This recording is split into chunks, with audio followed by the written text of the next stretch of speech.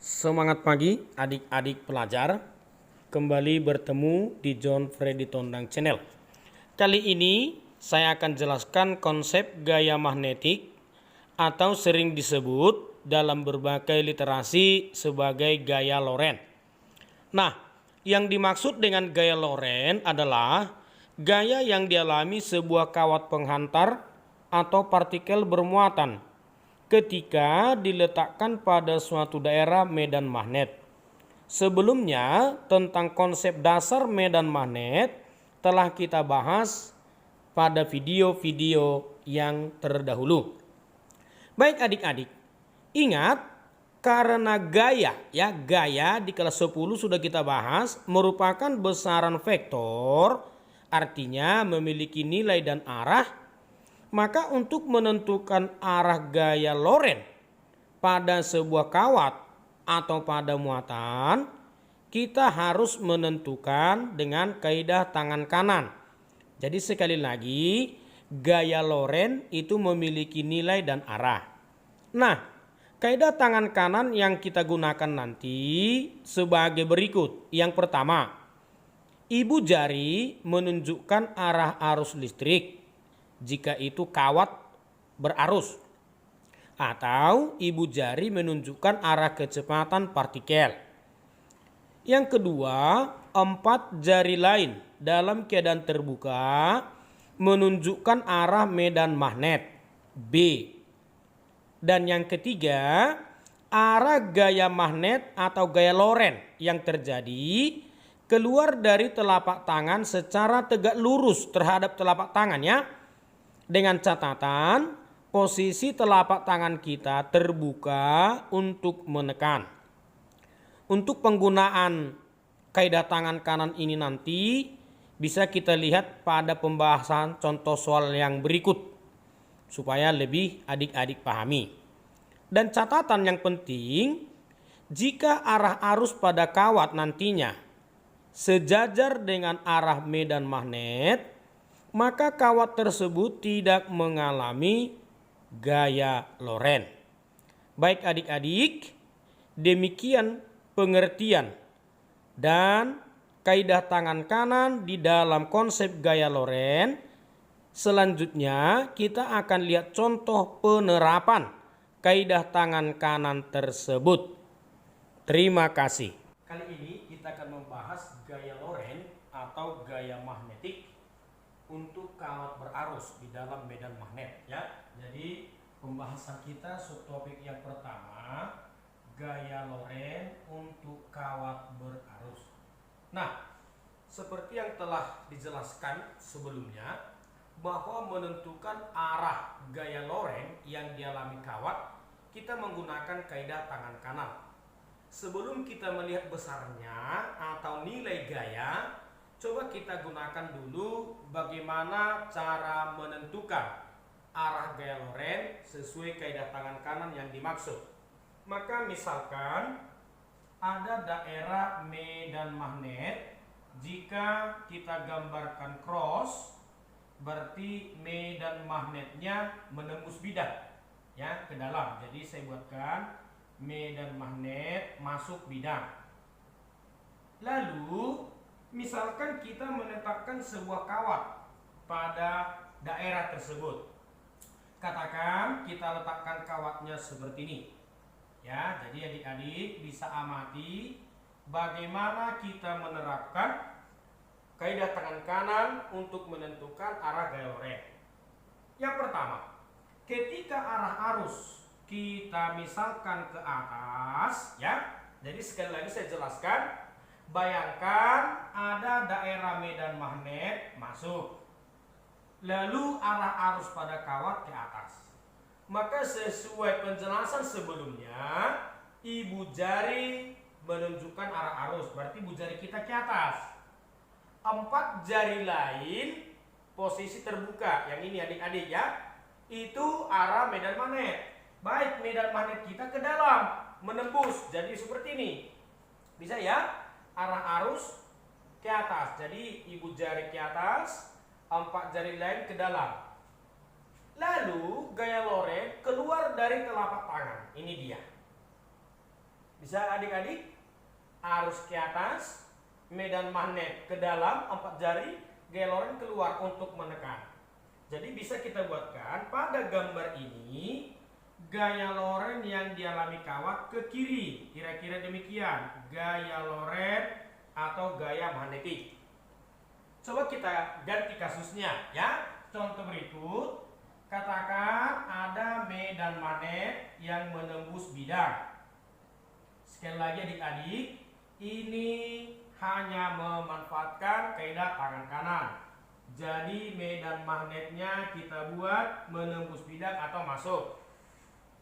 Lalu katakan sebuah kawat ya kita tempatkan pada daerah medan magnet tersebut.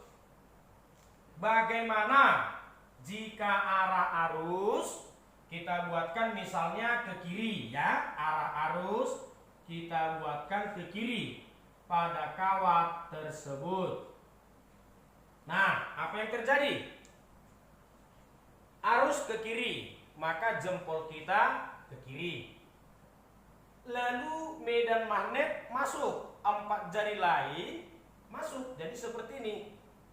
Bisa adik-adik? Ya, jadi medan magnet masuk, 4 jari lain masuk, arah arus ke kiri, jempol dibuka. Nah, sekarang gaya lorentz keluar dari telapak tangan. Ini telapak tangan. Jadi gaya lorentz ke bawah. Ya. Medan magnet masuk, arus ke kiri, gaya lorentz ke bawah. Bisa adik-adik cobakan sambil amati video kita, lalu adik-adik coba terapkan. Nah, sekarang satu contoh terakhir. Katakan saya buatkan medan magnetnya keluar ya. Ingat di pertemuan terdahulu jika dot itu artinya arah medan magnet keluar atau menuju pembaca. Jadi saya buatkan B medan magnet keluar. Nah, sekarang bagaimana jika ada sebuah kawat di daerah tersebut kita berikan arus ya, kita berikan misalnya arusnya juga ke kiri. Bagaimana perbedaannya nanti dengan soal sebelumnya. Baik adik-adik, yang pertama ibu jari ke kiri, maka ini dia. Lalu medan magnet keluar. Bagaimana kita menerapkan 4 jari lain keluar? Jadi kalau kita buat seperti ini ya, benar medan magnet keluar. Ya kan? Keluar dari bidang. Tapi jempol sudah ke kanan. Bisa? Jadi coba adik-adik langsung lakukan begitu. Maka kita ulangi. Ibu jari ke kiri. Pasti. Medan magnet keluar. 4 jari lain jika seperti ini masuk. Maka perhatikan, ini yang kita lakukan. Benar? Jadi coba diterapkan, ibu jari ke kiri cocok, medan magnet keluar ya harus seperti ini. Maka jika kita menekan dengan cara seperti ini, tekanan kita kemana? Ke atas ya. Jadi adik-adik sesuaikan ke sana, ibu jari ke kiri, medan magnet menuju Anda, lalu gaya lorentz keluar. Maka bisa saya gambarkan gaya lorentz ke atas. Nah, jadi sekali lagi adik-adik, menentukan arah gaya yang dialami kawat ketika dimasukkan ke dalam daerah medan magnet menggunakan kaidah tangan kanan, kira-kira demikian. Nah, untuk besarannya sendiri, seberapa besar gaya lorentz yang dialami memenuhi persamaan F lorentz sama dengan kuat medan magnet, kita kalikan dengan kuat arus, kita kalikan dengan panjang kawat sinus alfa. Jadi besar gaya lorentz sama dengan bil sin alfa. Sekali lagi, ini nilainya, besarnya berapa, sedangkan arahnya gunakan kaidah tangan kanan. B medan magnet, adik-adik sudah paham sebelumnya. I kuat arus, L panjang kawat ya, L panjang kawat yang kita gunakan. tentu dalam satuan meter. Lalu adik-adik jangan salah, yang paling urgen adalah alfa. Ingat, itu adalah sudut terkecil antara, ya, sudut yang dibentuk antara medan magnet dan arah arus. Sekali lagi, hati-hati untuk adik-adik semua. Alfa adalah sudut yang dibentuk antara medan magnet dan kuat arus. Baik, demikian penjelasan yang bisa saya sampaikan bagaimana menggunakan kaidah tangan kanan untuk menentukan arah gaya Lorentz. Kita akan dalami melalui contoh-contoh soal. Baik adik-adik, langsung saja kita bahas contoh soal. Untuk kawat yang dialiri arus diletakkan pada daerah medan magnet. Baik, kita pahami soalnya bersama-sama. Kawat pada bidang XY membentuk sudut 60 derajat terhadap sumbu X positif. Ya, jadi di sana ada sudut 60 derajat terhadap X positif yang dibentuk oleh kawat. Dialiri arus 5 ampere seperti pada gambar. Ini gambarnya adik-adik. Jadi arus kita isikan 5 ampere, sumbu X, sumbu Y. Ya, lalu ini kawatnya. Kawat tersebut dipengaruhi oleh medan magnet 0,5 Tesla. Jadi data kita yang lain, medan magnet 0,5 Tesla. Tentukan besar dan arah. Tentukan besar dan arah gaya Lorentz pada kawat dengan panjang 100 cm. Baik adik-adik, data berikut panjang kawat kita 100 cm atau kita ubahkan menjadi 1 meter. Jika arah medan magnet, baik, kata kunci berikut, jika arah medan magnet ke sumbu. Baik adik-adik, sumbu X, Y, Z pada dimensi 3 adalah membentuk sudut siku pada setiap sudut sumbunya. Lalu, bagaimana jika medan magnetnya ke sumbu X positif? Jadi medan magnetnya ke kanan adik-adik, ya. Maka kalau hitungannya sederhana, coba kita lakukan. Kawat ibu jari arus, lalu medan magnet ke kanan, ya, medan magnet sumbu X positif. Berarti inilah medan magnet.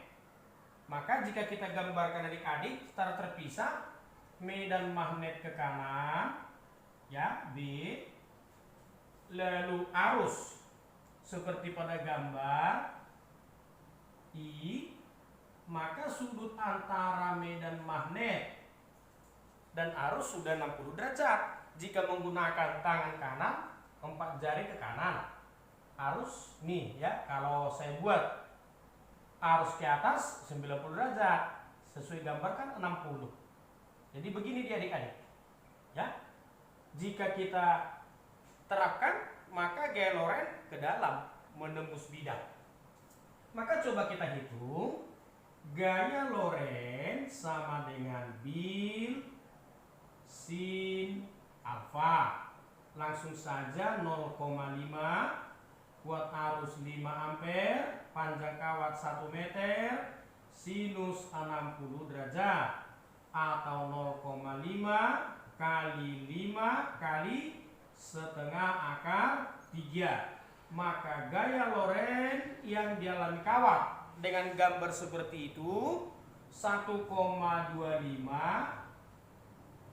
akar 3 Newton. Arahnya sekarang adik-adik, arah. Sekali lagi medan magnet X positif, ini dia. Lalu arah sudut 60 derajat. Gaya Lorentz keluar dari telapak tangan, berarti ke dalam, ya. Ke dalam. Jadi ke dalam sana menurut acuan kita adalah sumbu Z negatif ya, ke dalam. Jadi saya buatkan di sini arahnya, arah gaya Lorentz Z negatif. Oke? Jadi besar gaya Lorentz-nya 1,25 akar 3, arah gaya Lorentz pada sumbu Z negatif. Lalu bagaimana yang bagian B? Jika arah medan magnetnya ke sumbu Y positif. Bisa adik-adik bayangkan, ini sumbu Y positif. Berarti 4 jari lain ke atas. Nih. Lalu arah arus di sini. Ya. Jadi jika kita perkecil, ini arah medan magnet, lalu arus pada kawat ini, maka sudut yang kita butuhkan sekarang adalah pada bagian ini. Ya kan? Sudut antara medan magnet dan arus. Jadi sudah jelas ya adik-adik. Jika ini 60, maka sekarang sudut yang kita gunakan 30 derajat. Oke. Maka untuk itu F Lorentz sama dengan bil sin alfa. Jika kita hitung 0,5 arus 5 panjang 1 sinus 30 derajat 0,5 kali 5 kali setengah, maka gaya Lorentz 1,25 Newton. Arahnya sekarang adik-adik ya, dengan gambar seperti ini. Coba perhatikan. Medan magnet pada sumbu Y positif. Berarti 4 jari lain pada sumbu Y positif. Ini dia. Arus pada kawat. Jadi jika jempol saya buka sudah melawan arus, maka posisinya harus begini. Bisa? Ya kan? Jadi medan magnet ke atas, arus ibu jari, gaya Lorentz menekan. Jadi gaya Lorentz keluar. Ini dia. Jika ini kita terapkan pada acuan, maka arah gaya Lorentz arahnya malah pada sumbu Z yang positif. Bisa ya adik-adik? Medan magnet ke atas, arus pada kawat, buka telapak tangan ke depan, berarti Z positif. Sebaliknya tadi pada sumbu X. Kira-kira demikian salah satu contoh. Untuk soal-soal yang lain bisa adik latih sendiri dan juga akan kita buatkan video-video berikutnya. Semoga adik-adik semakin terbantu, tetap semangat, jaga kesehatan. Terima kasih.